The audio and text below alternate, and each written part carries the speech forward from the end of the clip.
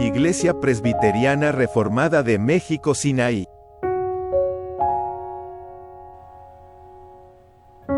Bien, estamos en nuestra serie de estudios en el libro, o en la carta, mejor dicho, de Primera de Corintios. Y hemos visto, hermanos míos, que esta es una iglesia con varios detalles, por decirlo de manera linda, ¿verdad? Es una iglesia con problemas y muchos de ellos complejos, difíciles, aberrantes.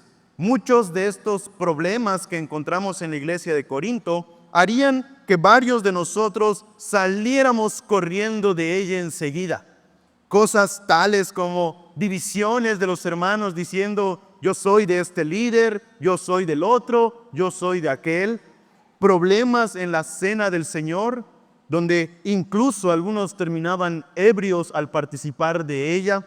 Tenemos una iglesia que niega la resurrección, que dice: no, eso de que los muertos resucitan no es más que mito y charlatanería. Es decir, estamos estudiando una carta que el apóstol Pablo, inspirado por Dios, envió a una iglesia que naturalmente nosotros diríamos: eso ya ni es iglesia, pero que él, inspirado por el Señor, ha dicho: la iglesia de Dios en Corinto, los santificados llamados a ser santos, y que desde la porción que estudiamos la semana pasada, allí en el capítulo 1, versículos 4 al 9, ha empezado a dar instrucción.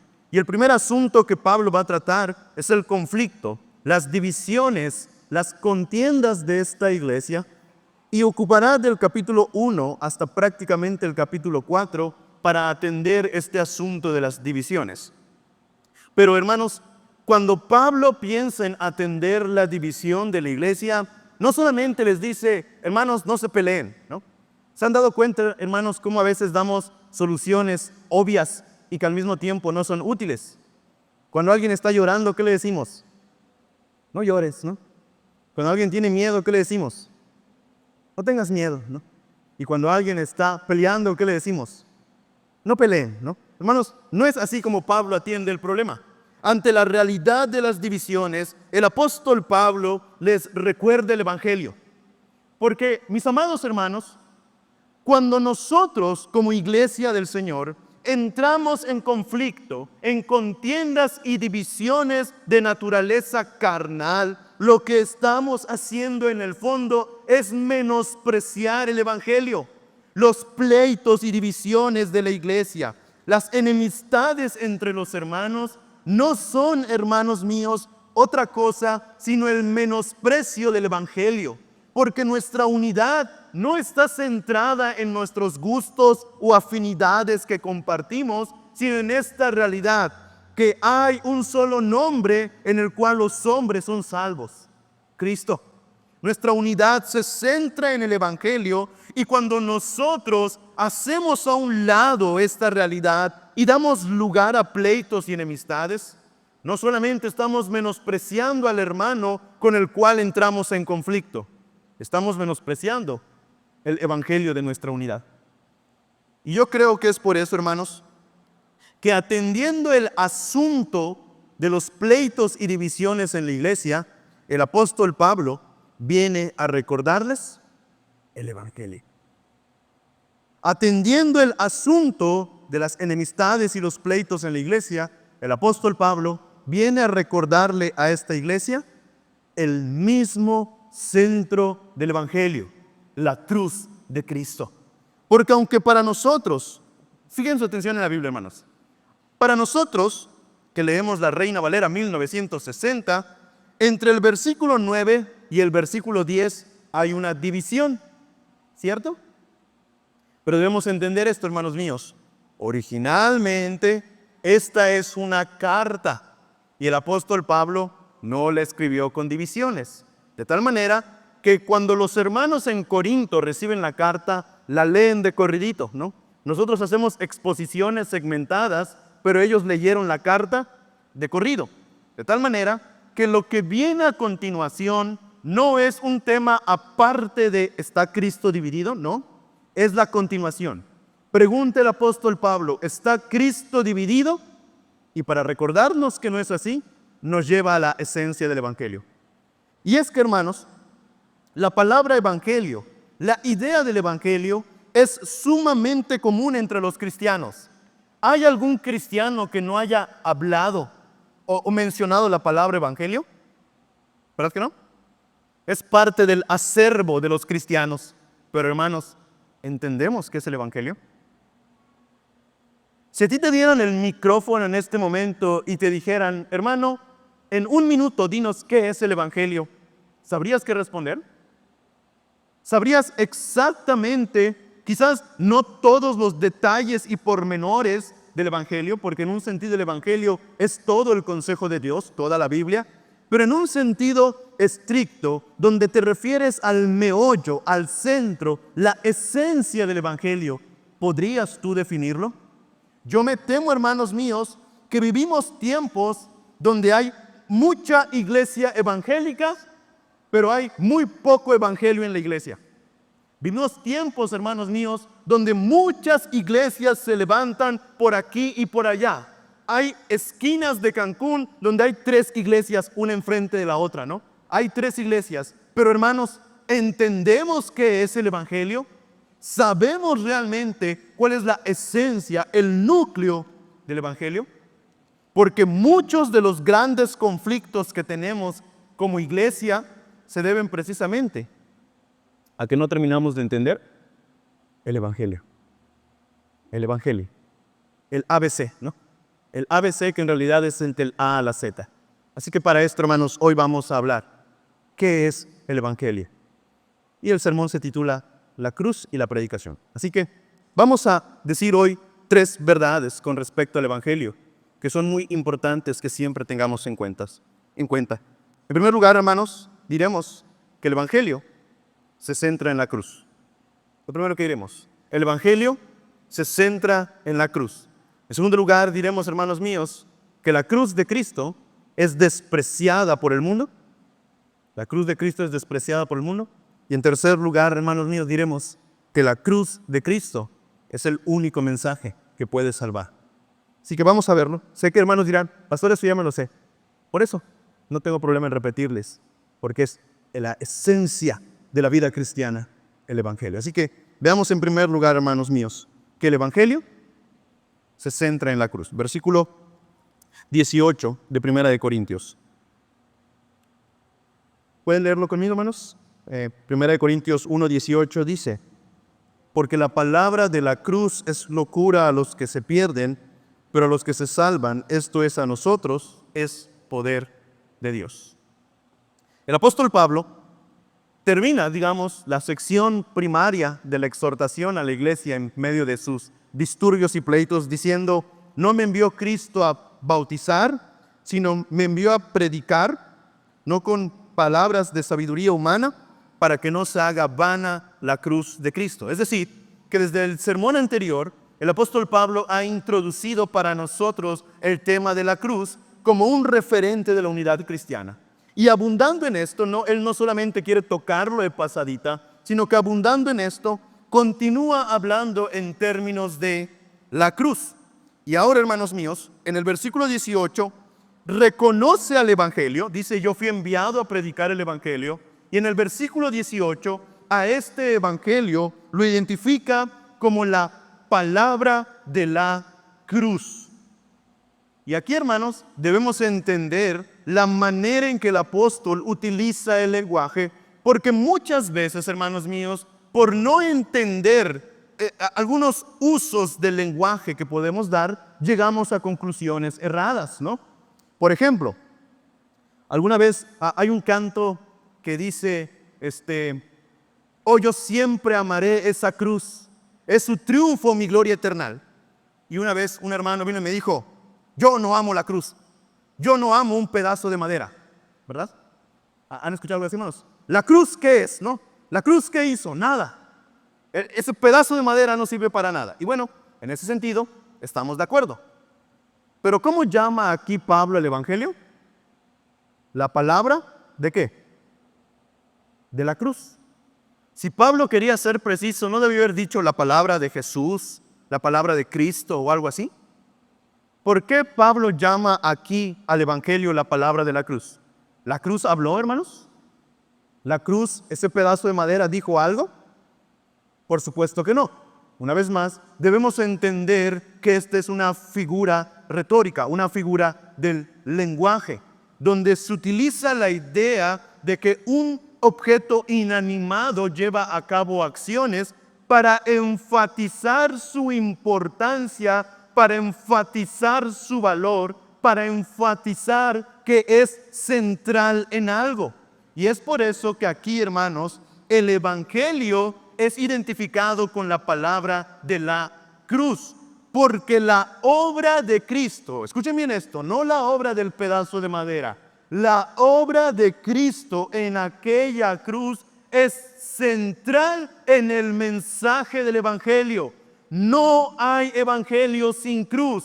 Hermanos míos, como dijo alguna vez un predicador, de nada nos hubiera servido que Cristo naciera en esta tierra si no hubiera muerto en la cruz. Y alguien más dijo, la Navidad no es útil si no hay un Calvario. ¿Entienden lo que decimos, hermanos? El propósito de Cristo es, al venir a este mundo, no fue principalmente hacer milagros. El propósito de Cristo al venir a este mundo no fue principalmente sanar enfermos o echar fuera demonios. Eso era algo necesario, pero que tenía un propósito apuntando hacia el gran propósito de su encarnación. Cristo vino a este mundo a morir por los pecadores. No nos beneficiaríamos de la vida de Cristo si Él no hubiera muerto por nosotros. La cruz es central en el mensaje del Evangelio. Y es que, hermanos míos, debemos entender esto. Fue en la cruz donde el Señor Jesucristo dijo, consumado es. Sin la cruz, hermanos míos, nuestra redención no hubiera sido ganada. Porque la ley, que es ley de Dios, desde el principio establece que sin derramamiento de sangre no hay remisión de pecados. De tal manera, hermanos, que si nosotros tuviéramos la historia de Cristo intacta, pero Él se hubiera negado a ir a la cruz o nunca hubiera llegado a morir en aquella cruz del Calvario, hermanos, viviríamos todavía en condenación. De tal manera que no hay evangelio sin cruz. Y miren, hermanos, esto es importante. En tiempos como los nuestros, donde muchos cristianos y muchas iglesias han puesto la cruz de Cristo, no me refiero al pedazo de madera, la cruz, bueno, entendiéndose entonces, ¿qué es la cruz? Es la referencia a la obra expiatoria sustitutiva de Cristo en la cruz del Calvario.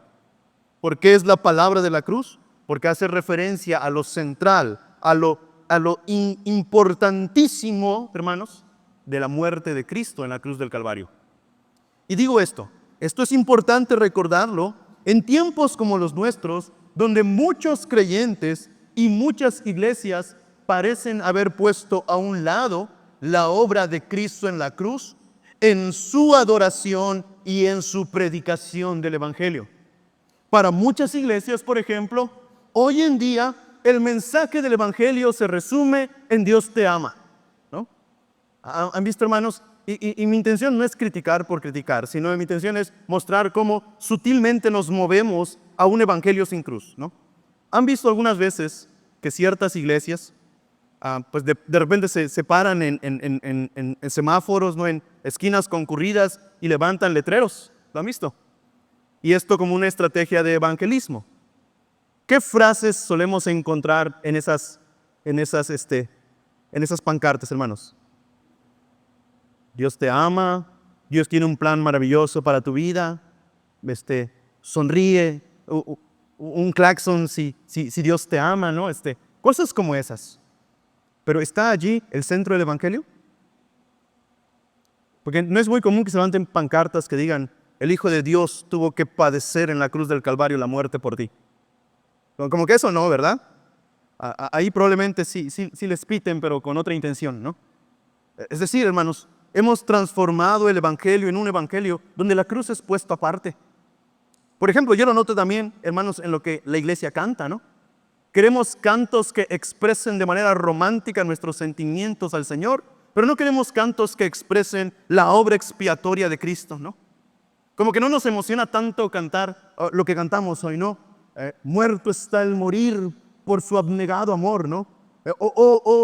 Si pudiera ver ese amanecer, Cristo en camino al Gólgota. Como que eso no nos emociona, no queremos decir, me viste a mí cuando nadie me amó y me amaste a mí cuando nadie me amó. O sea, queremos romanticismo cristiano para cantarle a Dios, ¿no? Es decir, hermanos, lastimosamente vivimos tiempos donde muchas iglesias y muchos cristianos parecen entender la cruz más bien como algo incidental en la iglesia y en el mensaje del Evangelio, y no como el centro mismo de la obra redentora y alrededor de lo cual debemos vivir y razón principal por la cual debemos adorar. Y hermanos, esto también se manifiesta en cómo nos relacionamos.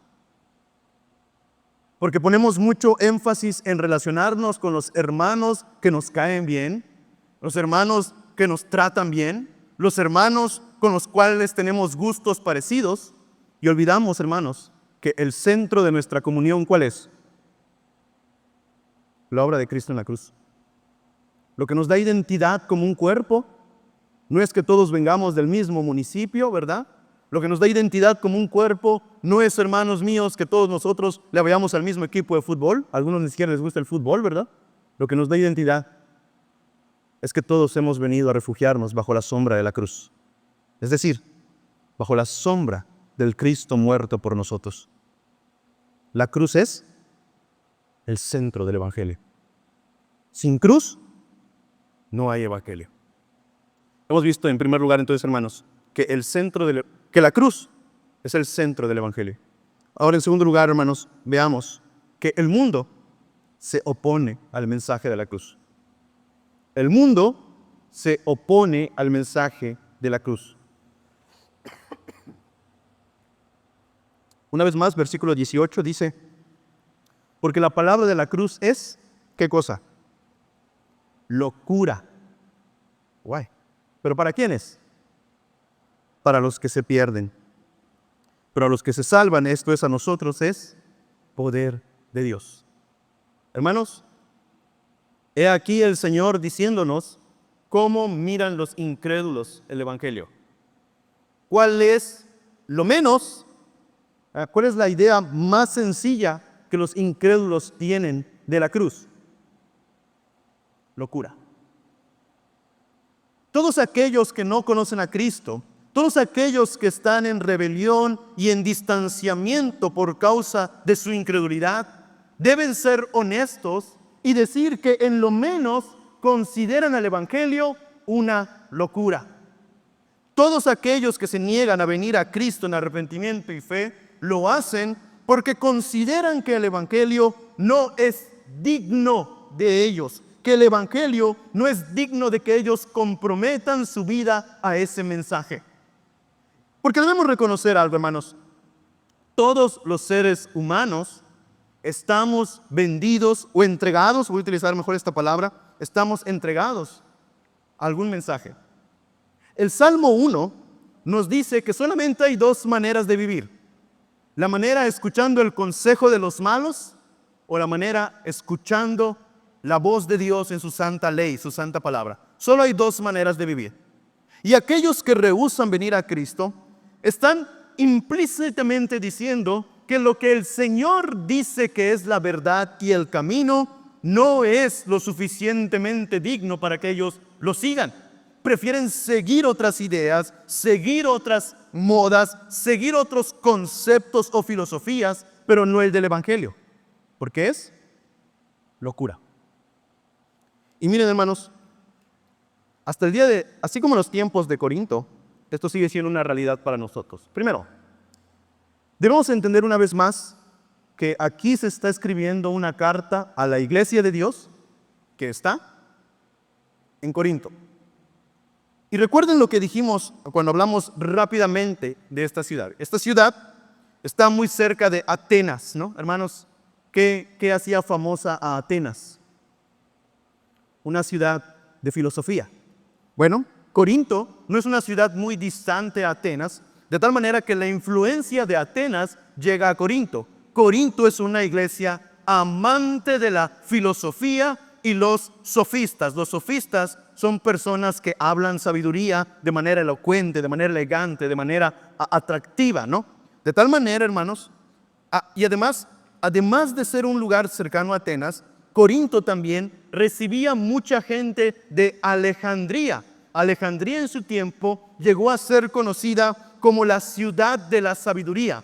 Tenía una biblioteca impresionante, de tal manera, hermanos, que Corinto recibía mucho la influencia de Atenas y de Alejandría. Era un lugar de intelectuales, donde habían diversos grupos de personas debatiendo acerca de quién tiene la filosofía más elevada y la elocuencia más destacada. Es a esta ciudad donde Pablo llega a predicar este mensaje de que el problema fundamental del hombre, su pecado, es solucionado por un carpintero judío que muere a manos de los romanos en una cruz como un maldito. ¿Esa es su sabiduría, hermanos? Esa es la historia salutis, ¿no? Ese es el centro de la historia de la salvación. Que el hombre pecador es salvado por un carpintero judío muerto a manos de los romanos en una vergonzosa cruz de maldición. ¿Es eso alta filosofía, hermanos? ¿Es el mensaje más elocuente? Por supuesto que no.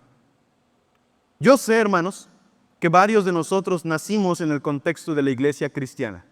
De tal manera que desde chiquititos estuvimos escuchando el mensaje de la cruz, de tal manera que para nosotros es lo más normal. Pero tenemos entre nosotros hermanos que no hayan nacido en cuna cristiana, como se dice. Hermano, antes de venir a Cristo, ¿qué pensabas de este mensaje del Evangelio? Que puedes ser salvo por poner tu fe en la muerte de un hombre que nunca has visto, que te dicen que murió hace 2000 años atrás. ¿Es eso el mensaje más sabio de la historia? ¿Para los hombres? No. ¿Alguno de ustedes ha recibido burlas, hermanos, por creer en Cristo? ¿A poco de verdad crees que existió Jesús, no? ¿A poco de verdad crees que yendo todos los domingos a tu iglesia te vas a salvar por estar mirando y escuchando lo que tu pastor te predique de un judío que se murió hace 2000 años, ¿no? Hermanos, seamos sinceros. Si nuestros ojos no fueran abiertos por la obra del Espíritu Santo, el mensaje del Evangelio no suena tan poderoso, no suena tan impactante. Y el hombre natural dice es locura. Y la palabra locura, hermanos, es suave, ¿no? La idea es estupidez, es algo absurdo, es algo vano y sin sentido. Eso es lo que el hombre natural piensa del Evangelio. ¿Cómo podemos aplicar esto? Hermanos, en primer lugar debemos aplicarlo reconociendo que el Evangelio siempre recibirá oposición. No debemos esperar que un mundo caído en pecado abrace gustoso el Evangelio, porque el Evangelio les parece locura. Por ejemplo, hermanos, sabemos que hoy en día, a lo largo y ancho del mundo, se están aprobando leyes que son contrarias a la fe cristiana, que son contrarias al Evangelio, que son contrarias a la causa de Cristo. La lista cada vez se vuelve más grande y esas leyes ya no solamente están en Europa o en Canadá y Estados Unidos. Esas leyes están ya aquí cerquita, ¿verdad? Ya en nuestros congresos locales se están debatiendo y se han aprobado ya leyes que son contrarias al Evangelio. Y muchas veces vemos a cristianos convocando a marchas, parándose frente a congresos y senados y pensando que estos, por ver a los cristianos reunidos, van a decir, tienen razón, debemos defender el Evangelio de Cristo. ¿Saben qué, hermanos? No es así. Porque el Evangelio nunca ha sido popular entre el mundo. El Evangelio ha sido despreciado. Así que, hermanos, no debemos esperar que un mundo que se opone a Cristo defienda su Evangelio. Debemos esperar oposición.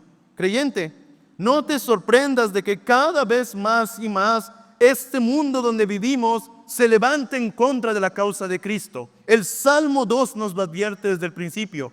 ¿Por qué se amotinan las gentes y los pueblos piensan cosas vanas? Se juntaron príncipes y reyes y consultaron unidos diciendo contra Jehová y contra su ungido: rompamos sus ligaduras, echemos de nosotros sus cuerdas.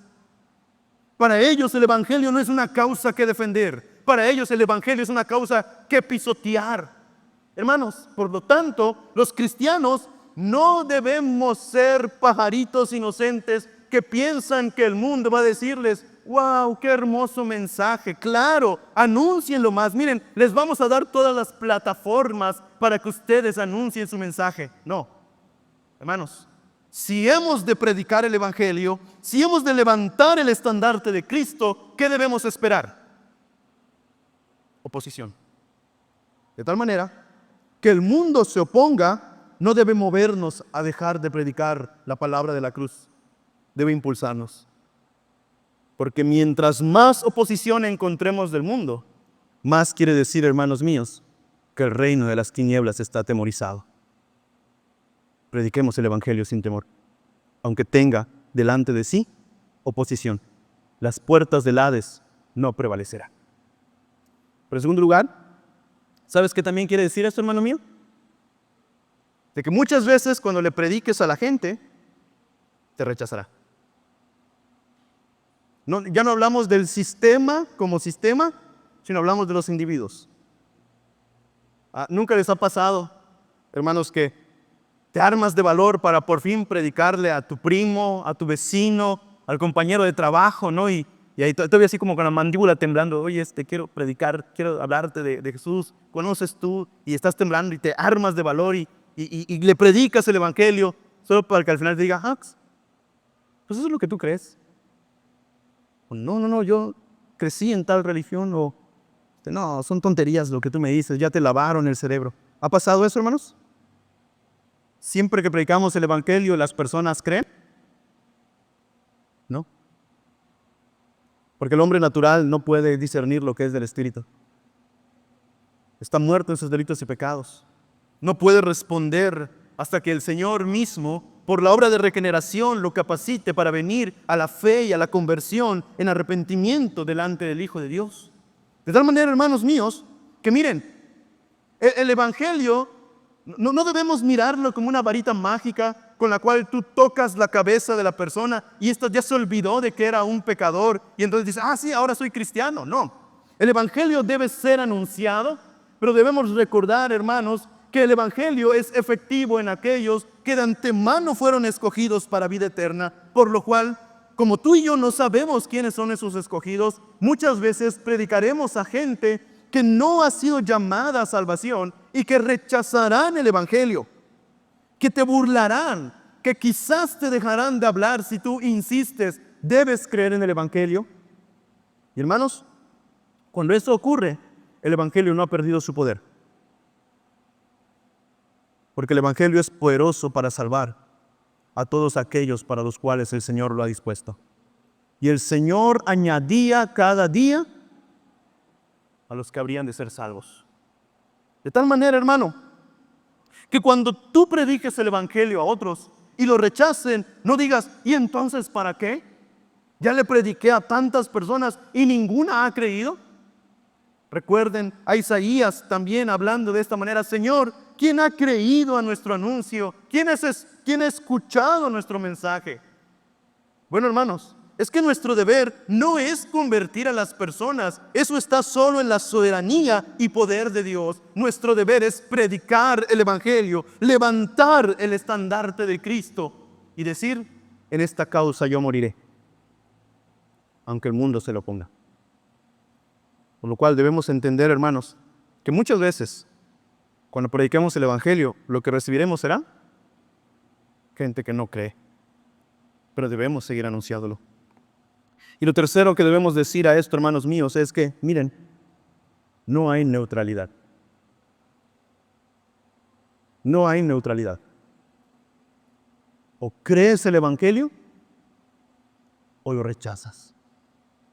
No hay medias tintas. O el Evangelio es poder de Dios para salvación, para ti, o el Evangelio es locura. Y lo digo, hermanos, porque muchas veces pensamos, quizás no en términos específicos de neutralidad, pero sí implícitamente en ellos. Por ejemplo, tenemos a el hermano, la hermana, el jovencito, la jovencita está casada o de novio con alguien que no es creyente y dice, bueno, pues no es creyente, pero no se opone. ¿Lo han escuchado? ¿Qué es eso? Neutralidad. No. Si no cree en el Evangelio, por lo mínimo que tome el Evangelio, es locura. Quizás no lo dirá así. Quizás no le dirá a la hermana, al hermano, no, es que lo que tú crees es una locura. Quizás sí, muchas veces son totalmente honestos en su manera de pensar. Pero en el fondo, hermanos, quien rechaza el Evangelio, lo rechaza porque lo considera necedad, locura. Por eso Cristo nos habló claramente diciendo, el que no es conmigo, es contra mí. El que no recoge, desparrama. No hay neutralidad. Miren, hermanos, en este sentido, el Evangelio es divisorio, ¿no? El Evangelio divide. ¿Y qué divide el Evangelio? Divide el trigo y la cizaña. Divide, hermanos míos, a quienes verdaderamente son parte del pueblo de Dios y quienes no lo son. El Evangelio, así como tiene el poder para unir a los que son de Cristo, el mismo Evangelio es causa de división entre los que creen en Él y los que no creen. Es por eso que el Señor más adelante en el mismo Corintios nos dirá, no se unan en yugo desigual. Porque quien no es con Cristo, es contra Él. El Evangelio, ¿qué recibe del mundo? Oposición. ¿Eso debe detenernos? Por supuesto que no. Debe animarnos. Y en tercer lugar, hermanos, veamos que el Evangelio es el único mensaje de salvación. Versículo 19, les prometo que del 19 al 21 vamos a ir más rápidamente. Versículo 19 al 21. Hemos visto, hermanos, que el centro del Evangelio es la cruz. Hemos visto que el mensaje de la cruz recibe oposición. Ahora, en tercer lugar, hermanos, veamos que el mensaje de la cruz es el único que tiene poder para salvación. Versículo 18 dice, pero a los que se salvan, esto es a nosotros, es poder de Dios, dunamis Deus, dinamita de Dios, poder explosivo para salvar. Pues escrito está, versículo 19, destruiré la sabiduría de los sabios y desecharé el entendimiento de los entendidos. ¿Dónde está el sabio? ¿Dónde está el escriba? ¿Dónde el disputador de este siglo? ¿No ha enloquecido Dios la sabiduría del mundo?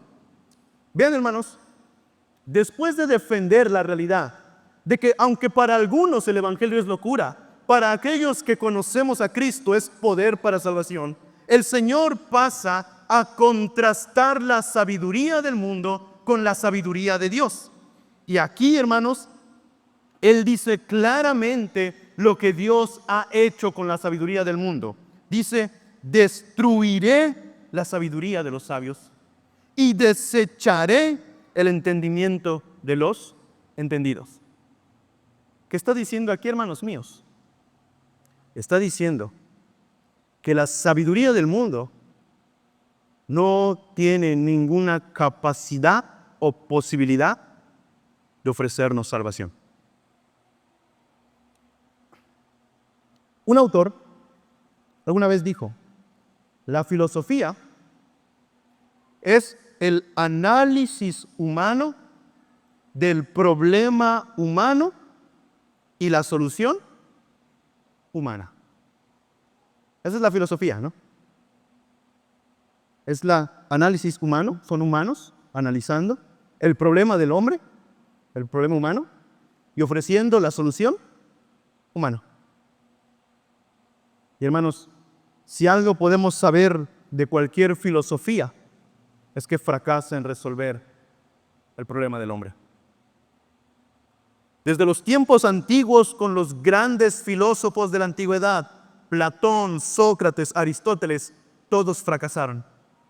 Y los filósofos modernos, Nietzsche, Descartes, Hegel, todos también han fracasado. No importa si lees a los antiguos filósofos o lees a los nuevos filósofos, no importa si tu filosofía se basa en lo que te dice TikTok, no importa si tu filosofía se basa en lo que dice la cienciología, los astros, la Pachamama, la Madre Tierra, no importa si tú estás mirando el sol todo el tiempo tratando de entender cómo afecta tu sistema nervioso, no importa a qué filosofía apuntes, más dedicada a la ciencia o más dedicada al cosmos, fracasa.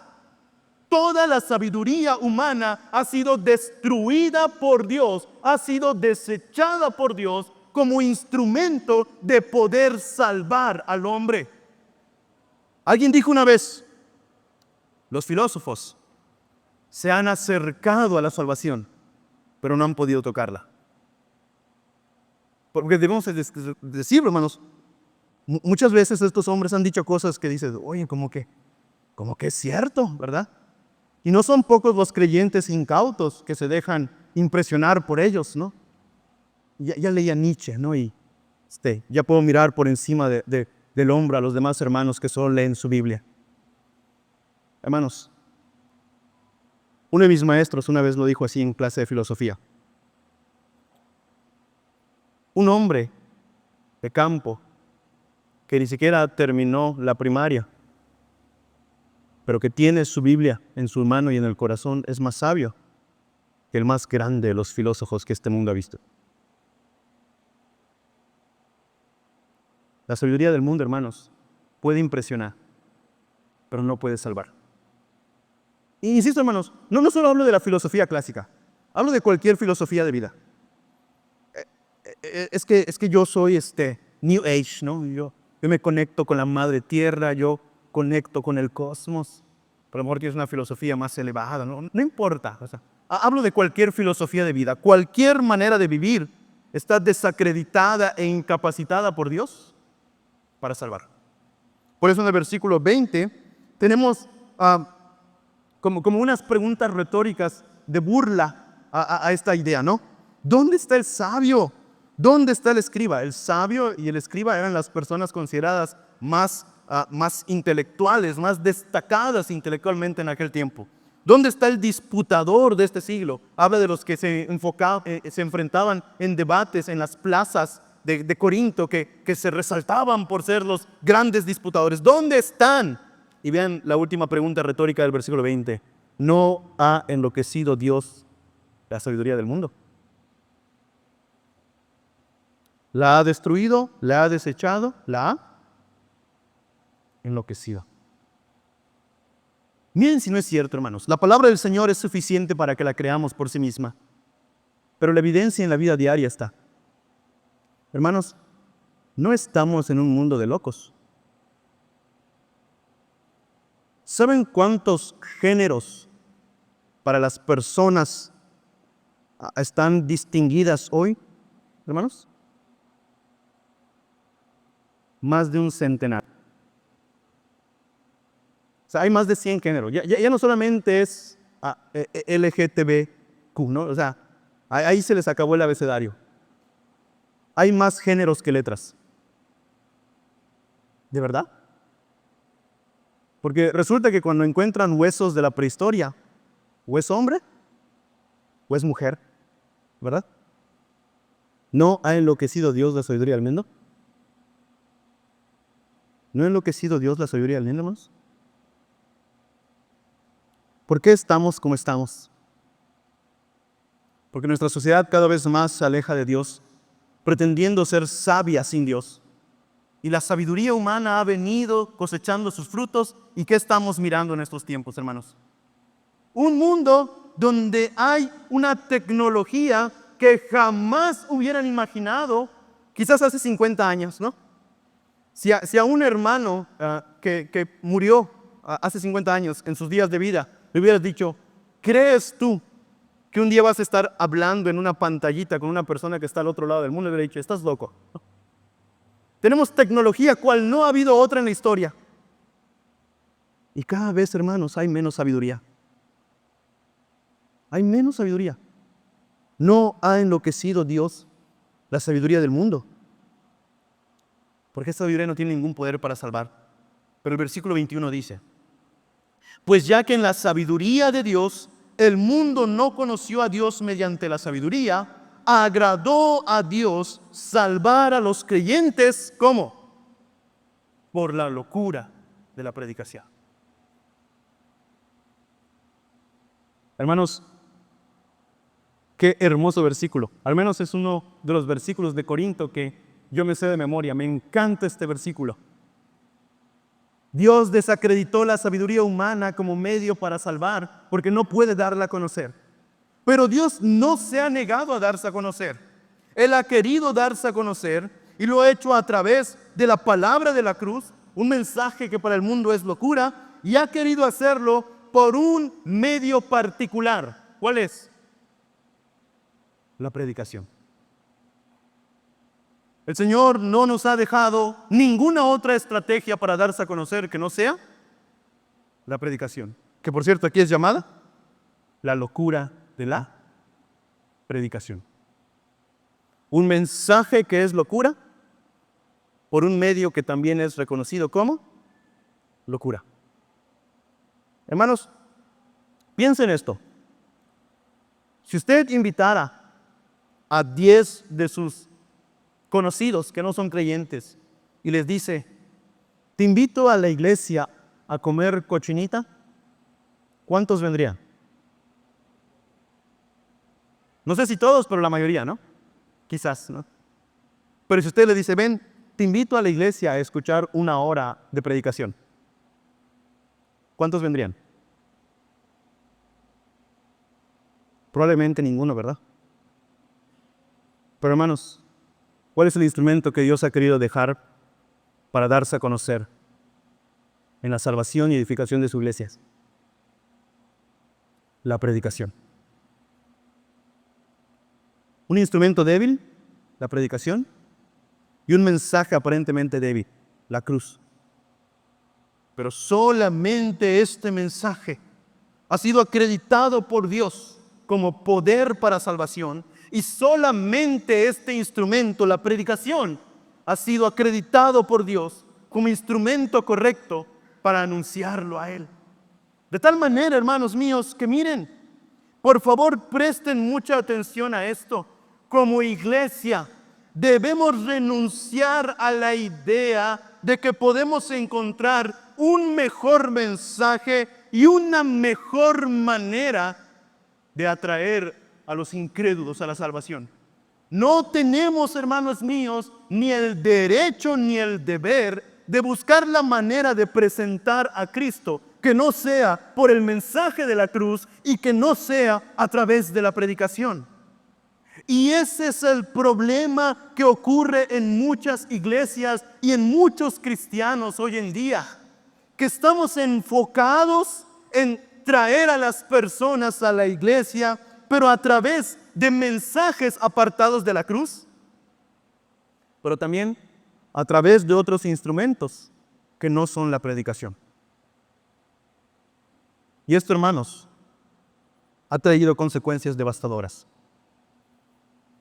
Primero, porque, hermanos, el Señor no es agradado en eso. El Señor no es agradado en eso. Puedes tener las actividades más divertidas, las actividades más chéveres, ¿no? Puede ser que cada vez que en tu iglesia hay actividad, un montón de personas vienen. Pero no necesariamente eso quiere decir que le agrada a Dios. Descubro, hermanos, en lo que estudio en la Biblia, que comúnmente lo que agrada al mundo suele tener el desagrado de Dios. Así que nuestras actividades se parecen mucho a las actividades del mundo.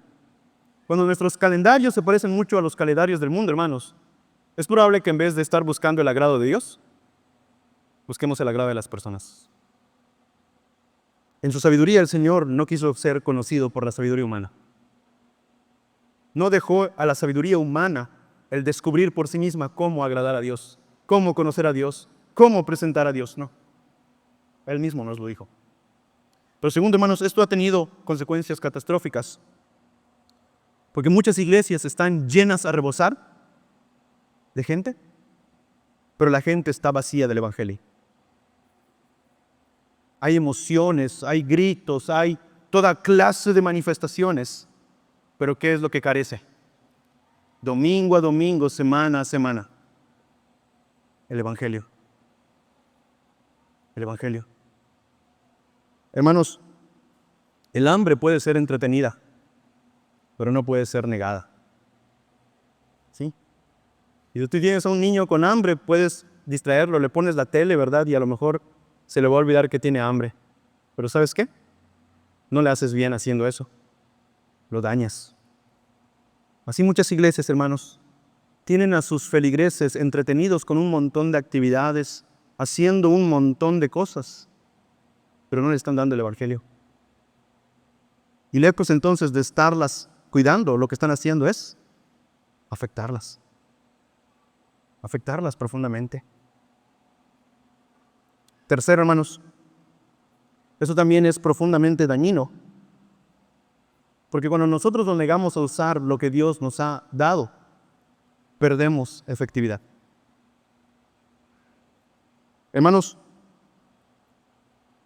aunque ciertamente la predicación del Evangelio no es lo que el hombre natural quiere oír, no es lo que los incrédulos quieren hacer un domingo por la mañana y por la tarde, o no es lo que tus compañeros de trabajo quieren que platiques con ellos, es lo que necesitan. Y mientras la iglesia más y más hace a un lado la cruz y la predicación, y en su lugar pone nuevas estrategias y nuevos mensajes, no gana mayor efectividad, la pierde. Porque solamente la palabra de la cruz, predicada por el pueblo de Dios, en labios del pueblo de Dios, es poder de Dios para salvación. Es por eso, hermanos, que debemos resistir a la idea de mover dos cosas: la cruz del Evangelio y la predicación de la vida de la iglesia.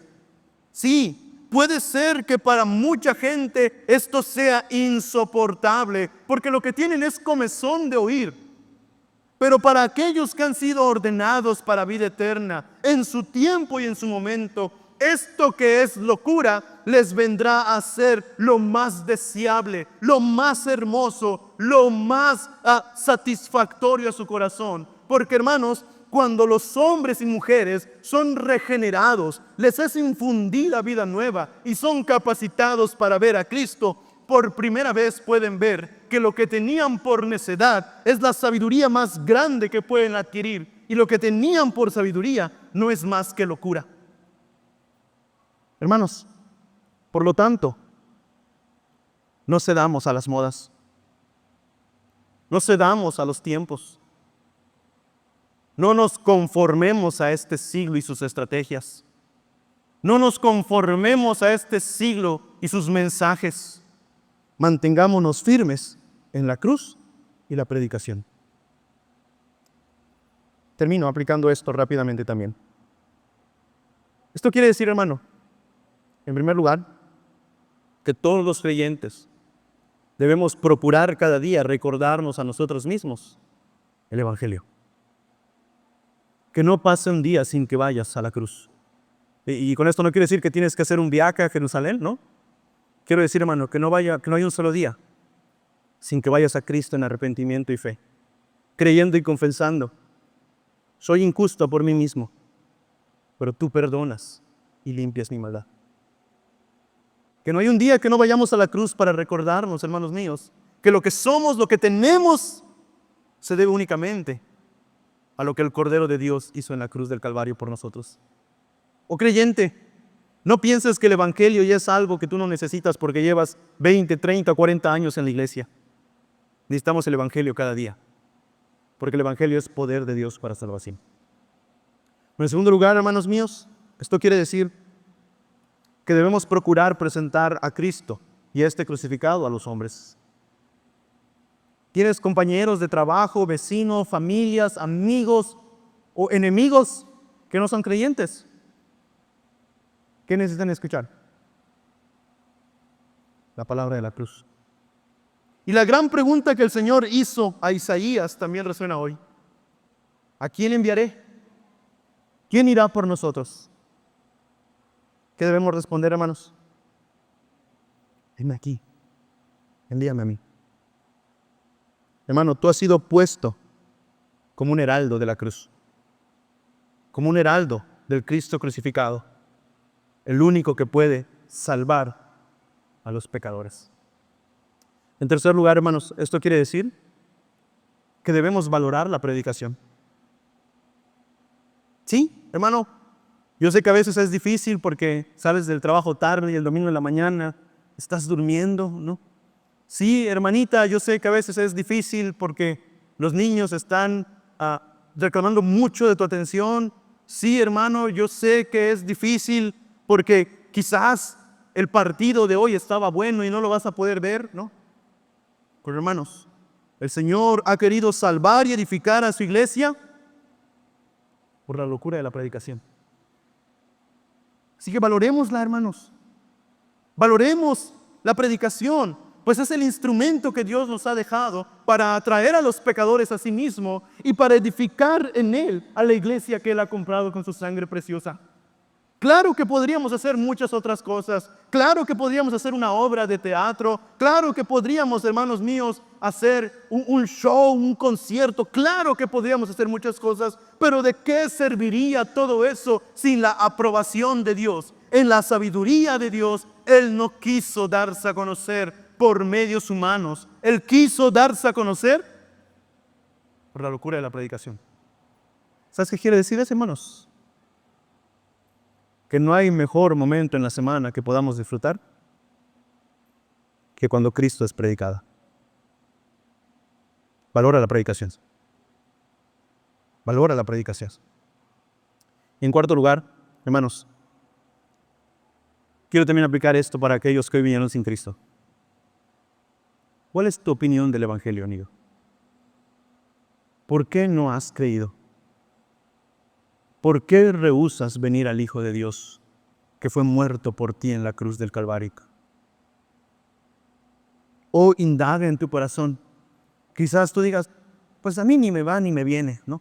Es más, hasta por esto estoy aquí hoy, ¿no? Ni me va ni me viene. O amigo, sé sincero en tu corazón. Porque aquello que tú consideras necedad es lo único que realmente puede salvarte. No importa qué puedas obtener en esta vida. No importa de cuánto dinero te puedas llenar. No importa cuánta fama puedes obtener. Sin el Evangelio, todo es vano e inútil. Sin el Evangelio de la cruz de Cristo en tu corazón, de nada te servirá todo lo que tengas. Pero por el contrario, mira, si tú tienes el Evangelio de Dios en tu corazón, no importa lo que te falte. No importa si mueres en pobreza. No importa si mueres en el anonimato. Si tú tienes a Cristo en tu corazón por haber creído en el Evangelio, cuando tus ojos se cierren en esta tierra, los abrirás delante del rostro del Cordero que murió por ti. Todo lo demás habrá perdido su valor. Así que en el nombre del Señor te llamo. Clama por tu salvación. Clama a que tus ojos sean abiertos para que puedas contemplar la hermosura de Cristo. Clama para que tu entendimiento sea abierto, que las tinieblas que cubren tu entendimiento sean quitadas y que puedas conocer la sabiduría de Dios, la belleza del mensaje de la cruz, que solamente a través del Cristo muerto en la cruz del Calvario, aquellos pecadores que creen en Él pueden ser salvos. Hermanos, la cruz y la predicación para el mundo son locura, pero para nosotros deben ser la sabiduría de Dios traída a nosotros. Que el Señor bendiga su palabra. Iglesia Presbiteriana Reformada de México, Sinaí.